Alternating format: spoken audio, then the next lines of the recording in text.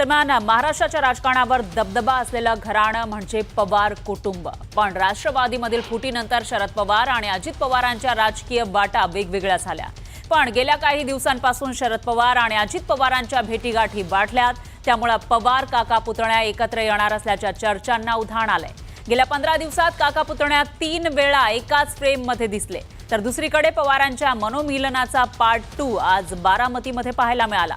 घडलं असं की बारामतीत विद्या प्रतिष्ठानची बैठक होती आणि या बैठकीला शरद पवार, अजित पवारांच्या पत्नी खासदार सुनेत्रा पवार आणि अजित पवारांचे पुतणे युगेंद्र पवार, जे अजित पवारांच्या विरोधामध्ये विधानसभा निवडणुकीला उतरलेले होते, तेही उपस्थित होते. तर बैठकीला सर्वात आधी पोहोचले शरद पवार. मोठे पवार येताच खासदार सुनेत्रा पवार यांना अगदी त्यांचं स्वागत केलं. तर विशेष बाब म्हणजे मंगळवारी युगेंद्र पवार यांचा वाढदिवस असल्यानं त्यांनी बैठकीपूर्वी काकी सुनेत्रा पवार यांना नमस्कार करत आशीर्वाद घेतले. तर बैठकीमध्ये काकी सुनेत्रा पवार आणि पुतणे युगेंद्र यांच्यामध्ये हास्य विनोद आणि गप्पा रंगल्याचं दिसून आलं.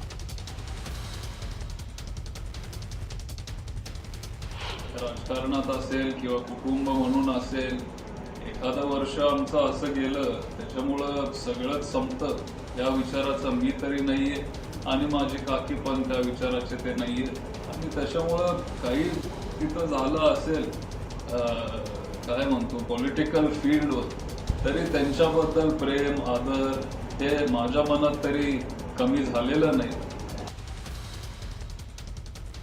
तर पवारांच्या मनोमिलनाच्या चर्चांवर शरद पवार नेमकं काय म्हणाले तेही बघूयात.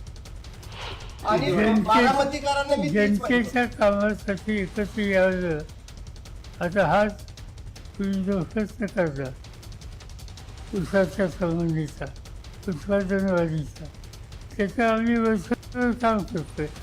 आता आम्ही काम करून नुसतं उठवलंय, शेवटी सरकार आलं पाहिजे आणि मग सरकारमध्ये सरकार प्रतिनिधींशी बोलणं त्याच्यात काही चुकीची गोष्ट नाही.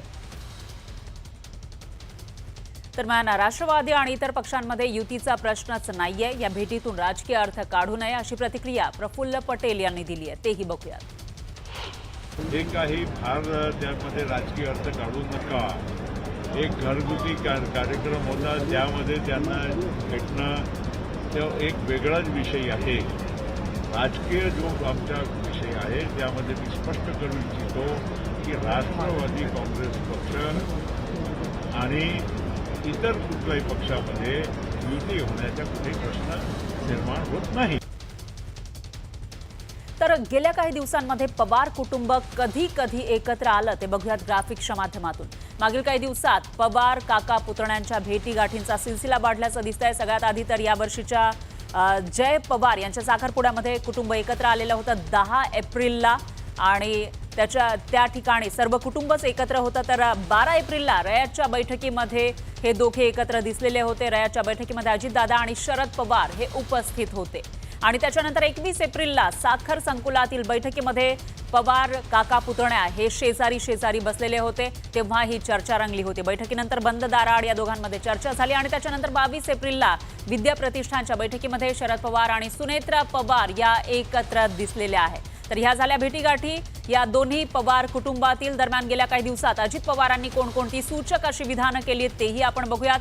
चुलत्याच्या कृपेनं बरंच चांगलं चाललंय आमचं असं ते म्हणालेले होते. त्याच्यामुळे एक वेगळी चर्चा रंगली. साहेबांच्या विचारानं कामकाज करतोय असंही ते म्हणाले आणि काकांचं ऐकावंच लागतं असंही वक्तव्य अजित पवारांचं चर्चेत आलेलं होतं. त्याच्यामुळे अजित पवारांना नेमके काय संकेत द्यायचे असा सवाल उपस्थित झाला. तर आपण पाहूयात याविषयीच्या काही प्रतिक्रिया.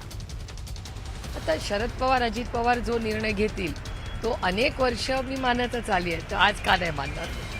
मग तो एकत्र यायचा असेल तरी जो काय ते निर्णय घेतील, मी तुम्हाला म्हणत असेल की मी एक लोकप्रतिनिधी आहे.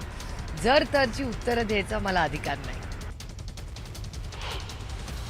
कोणी म्हटलं का पोटात दुखतंय, त्यांच्याकडे एकत्र येण्यासाठी वसंतदादा शुगर इन्स्टिट्यूट आहे, बारामती प्रतिष्ठान आहे, विद्या प्रतिष्ठान आहे, रय शिक्षण संस्था आहे. राजकीय दृष्ट्या ते अद्याप आलेले नाहीत. राजकीय दृष्ट्या एकत्र आलेत का मला माहित नाही. आजही माननीय शरद पवार साहेब त्यांच्या पक्षाचं मजबूतीकरणासाठी आजही महाराष्ट्र पालथा घालत आहे.